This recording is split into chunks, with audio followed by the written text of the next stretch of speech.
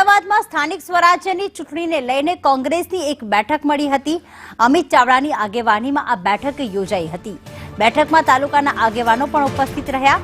કાર્યકર્તાઓએ એક્ટિવ મોડમાં લાવવા માટે આ બેઠકનું આયોજન કરવામાં આવ્યું હતું।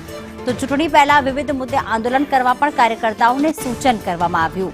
સાથે જ સરકાર સામે વિવિધ મુદ્દે આંદોલન કરવા કાર્યકર્તાઓને સૂચન કરવામાં આવ્યું છે।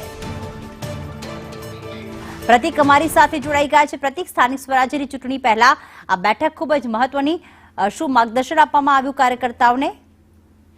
પ્રીતિ, સ્થાનિક સ્વરાજ્યની ચૂંટણી ગુજરાતમાં આગામી દિવસોમાં યોજાનાર છે, ત્યારે આ ચૂંટણીમાં કોંગ્રેસ સારું પરિણામ મેળવે તે ઉદ્દેશથી વિધાનસભામાં કોંગ્રેસ પક્ષના નેતા અમિત ચાવડાની આગેવાનીમાં ગઈકાલે એક બેઠક મળી હતી અને બેઠકની અંદર અલગ અલગ જિલ્લા અને અલગ અલગ તાલુકાના આગેવાનો ઉપસ્થિત રહ્યા હતા।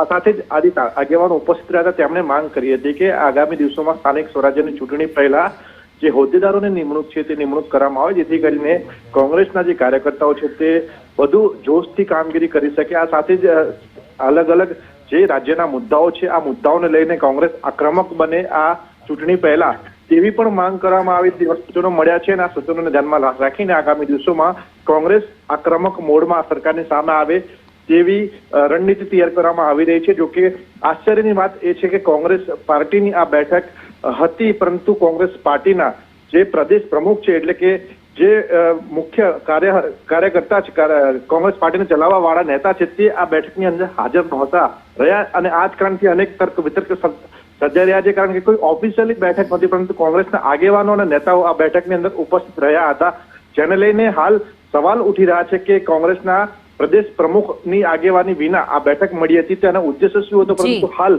જે રીતે નેતા તરફથી માહિતી મળી રહી છે કે આ બેઠકનો મુખ્ય ઉદ્દેશ સ્થાનિક સ્વરાજ્યની ચૂંટણી પહેલા કાર્યકર્તાઓમાં જોમ જુસ્સો ભરવા માટે આ બેઠક યોજાઈ હતી। આભાર પ્રતિક, તમામ વિગતો માટે।